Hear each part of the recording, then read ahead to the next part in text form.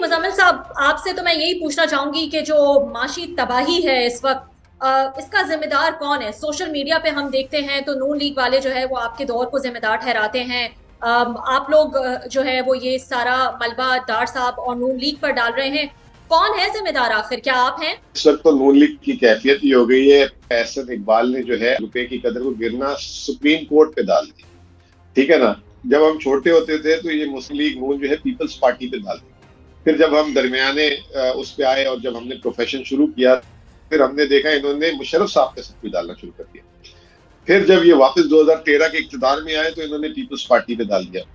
फिर ये 2018 के बाद अभी ये जब 22 में आए तो इनको पीटीआई मिल गई, और अभी थोड़ी देर पहले सुप्रीम कोर्ट मिल गया था इन्हें। ये मेरी बात लिख के रख लें कि ये बहुत जल्दी कायदे आजम पे डालने वाले हैं। जब हम सारे नहीं मिलेंगे ना तो ये कह देंगे कायदे आजम का कसूर था जिसकी वजह से माशी बुरान आ गया। तो इनको तो कोई अल्लाह ताला ने सिर्फ जो है ना एक मसीहा बना के भेजा है। सिर्फ ये हुआ है कि 4 दफा इसाकदार साहब वजीर खजाना बने, 3 दफा पाकिस्तान जो है माशी जिसे कहते हैं दिवालिये पे पहुंचा, तो उसमें वजीर खजाना इसाकदार थे 1998-99, 2018 और 2022-23। और जो पाकिस्तान की 3 बदतरीन रेटिंग थी जो अभी एक हाल ही आई है, वो तो सबसे बुरी आ गई 75 साल की सबसे, उसमें 2 दफा वजीर खजाना इसाकदार साहब। तो ये बेचारे तो कुछ है ही नहीं ना। तो इसका मैं अब हल तजवीज कर देता हूँ। अब क्योंकि हर चीज कोर्टों में डिसाइड हो रही है, एक कमीशन बनवाए, और वो उस कमीशन का काम सिर्फ ये हो कि जो पीटीआई ने आईएमएफ से मुआहिदा किया था, और फिर जो मिफ्ता इस्माइल ने किया, और अब जो इसाकदार ने जो है 1 से 9 फरवरी के दरमियान किए जो अब छपेगा, उन तीनों का मवाजना करें और अवाम के सामने फैक्ट्स रख दें कि किसने क्या मुआहिदा किया और क्या चीज हुई। ये बताएगा कि क्या वाकई आईएमएफ की कंडीशंस या आईएमएफ जो मुतालबे कर रहा है वो सख्त हैं, या फिर हुकूमत की ही नाअहली है इस जो पूरी सिचुएशन हम इस वक्त देख रहे हैं? ये जो बार बार ये जो इल्जामात लगाते हैं, ये सितंबर से इसाकदार साहब जो 25 साल तजर्बा इस्तेमाल कर करके, और फिर वो तजर्बे की बिना पे जो आईएमएफ चीजें बढ़ा रहे हैं। अब 1 से 9 फरवरी में जो आईएमएफ ने आपसे मुआहिदे किया था, रुपया बढ़ा दो, ये गैस बढ़ा दो, ये वो कर दिया था आपने, और जो बाकी 1-2 चीजें थी आपने क्यों रोकी? अब उसके उनको फिर मौका मिल गया। कल तो अखबारात में ये लगवा दिया इन्होंने पकड़ के कि 1998 वाली कॉन्स्पिरेसी हो रही है, आईएमएफ गोल पोस्ट चेंज कर रहा है, और आईएमएफ कुछ हमसे ऐसी शराइत मनवाना चाह रहा है। अमेरिका को फोन कर दिया। अब वो मैं यही कह रहा हूँ ना कि इनको कोई बंदा नहीं मिलता। कल इन्होंने जो है आईएमएफ, अमेरिका, ये वो पता नहीं 1998 वहां तक पहुंच गई है। हर रोज इनका एक बयान चेंज होता है। लेकिन आप मानेंगे इस चीज पे मुजम्मिल साहब के इस वक्त आईएमएफ जो है, जैसा कि हुकूमत भी कह रही है कि जो टफ कंडीशंस है वो गोल पोस्ट जो है वो चेंज किए जा रहे हैं। और अब तो हमने देखा कि उन्होंने ये भी कहा कि जो डॉलर का रेट है वही रेट होना चाहिए जो इस वक्त अफगान बॉर्डर वाला रेट है। तो इससे क्या फायदा हो जाएगा? क्योंकि मेरी नजर में तो अगर आप उस रेट को मैच कर भी लेते हैं, जो कि कर लिया गया है, तो वो फिर बढ़ जाएगा स्मगलिंग अगर होगी तो ये कैसे ये रेट मैनेज होगा? मुझे तो यही नहीं समझ आ रहा ना कि ये जो हमारे इस वक्त जो हमारे खजाना के लोग हैं, माशाल्लाह एक वजीर खजाना, 4 उनके नीचे मिनिस्टर ऑफ स्टेट, वो कर क्या रहे हैं। और दूसरी बात ये कि सबसे अहम तरीका होता है कि कम्युनिकेट अवाम के साथ करें, उनको सूरत हाल सामने रखें, अपनी स्ट्रैटेजी बताएं।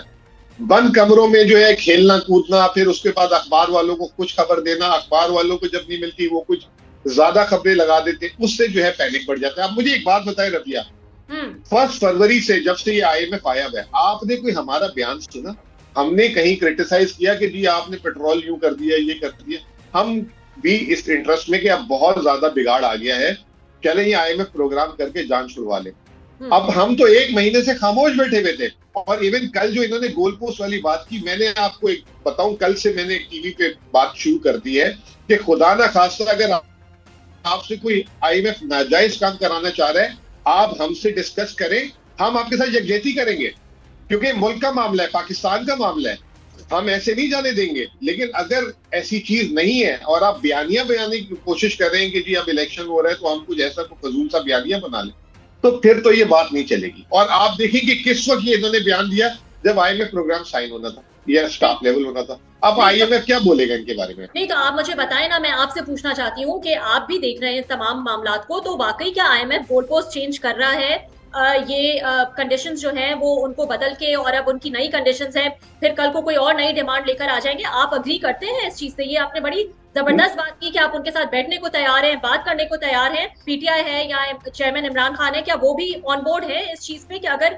मामला इतना सीरियस हो चुका है, जो कि हो चुका है हम देख रहे हैं, तो साथ मिल बैठकर इसका हल निकाला जा सकता है? नहीं नहीं, मैंने आपको जो बात कही है कि अगर कोई नाजायज चीज इनसे मनवाना चाह रहे हैं आईएमएफ प्रोग्राम की आड़ में, तो हमसे डिस्कस करें और हम इनके साथ यकजहती करेंगे। मैंने ये बात बोली है। इनकी कोताहियों और गलतियों की वजह से जो आईएमएफ प्रोग्राम बिगड़ता जा रहा है, बिगड़ता जा रहा है, बिगड़ता जा रहा है, उसकी हम ओनरशिप नहीं लेंगे। जो तो मैं ये दो बातों ये में नाजायज कंडीशन है कि नहीं है डॉलर को इस तरह से? अभी तो हमें ऐसा लगता है कि नहीं है, क्योंकि इन्होंने सिर्फ कल बयान दे दिया कि 1998 की खुशबू आ रही है। वो क्या खुशबू है हमसे बताएं ना, आवाम के सामने लाएं ना, वो क्या है। और वो उस बंदे का नाम क्यों नहीं लिख रही अखबार के जी, वहां पे मिनिस्ट्री में एक सोर्स ने बोला हमें, ठीक है ना। ये एक बयानिया बनाने की कोशिश की गई है। बात ये है कि आप मुझसे आप पूछेंगी, अगला बात मैं आपके सवाल खुद ही कर देता हूँ कि आप आएंगे तो आईएमएफ के साथ नेगोशिएट करेंगे कि नहीं करेंगे। देखिए, अगर हमें आईएमएफ कहेगा ना 10 चीजें करो, हम अब 10 नहीं 15 चीजें करेंगे, ठीक है ना। आईएमएफ से 1.5 हाथ आगे चले जाएंगे। क्योंकि सबक तो आप भी सीख गए होंगे ना। नहीं नहीं नहीं नहीं नहीं, हम आईएमएफ को कहेंगे कि आपने हमें ये कहा, ये 10 चीजें जो है इस शिफ्ट में करो। मिसाल के तौर पे हमें आईएमएफ कहती है रबिया पे टैक्स लगा दो, ठीक है ना। हम कहेंगे नहीं, मैं रबिया पे टैक्स नहीं लगाऊंगा, मैं मुजम्मिल पे टैक्स लगाऊंगा, क्योंकि रबिया पहले टैक्स देती है। मैं इस पे और बोझ डालूंगा, वो मुल्क छोड़ के चली जाएगी या वो काम बंद कर देगी, ये टैक्स चोरी करना। मैं मुजम्मिल पे टैक्स लगाऊंगा। आईएमएफ कहती है अगर हमें 8,000 अरब आप टैक्स का हदफ रखें, हम कहेंगे नहीं, अब हमें 9,000 अरब का, ठीक है ना। हम उनसे 1.5 हाथ आगे जाएंगे, आईएमएफ को भी खुश करेंगे और इस मुल्क में जो है ना आप इक्वालिटी की तरफ लेके जाएंगे। ये जो फ्री लंचेस और माफिया, ये जो खेल कूद हो रही है ना, उसको फारिग करेंगे। वो भाई उससे निकलो, जिनको आपने पाल पोस के इतना बड़ा कर दिया है।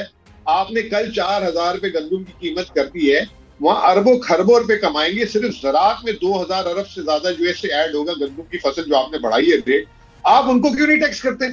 आप प्रोफेशनल्स को क्यों नहीं टैक्स करते? महंगाई आप करे जा रहे 31.5% कल महंगाई हुई है। आज के बाद तो अल्लाह खैर करे, पता नहीं 40 होती है 45 होती है, कोई अपने मुंह से फिगर देने के लिए तैयार नहीं है। बहुत बहुत शुक्रिया मुजम्मिल साहब हमें ज्वाइन करने के लिए। Thank you so much.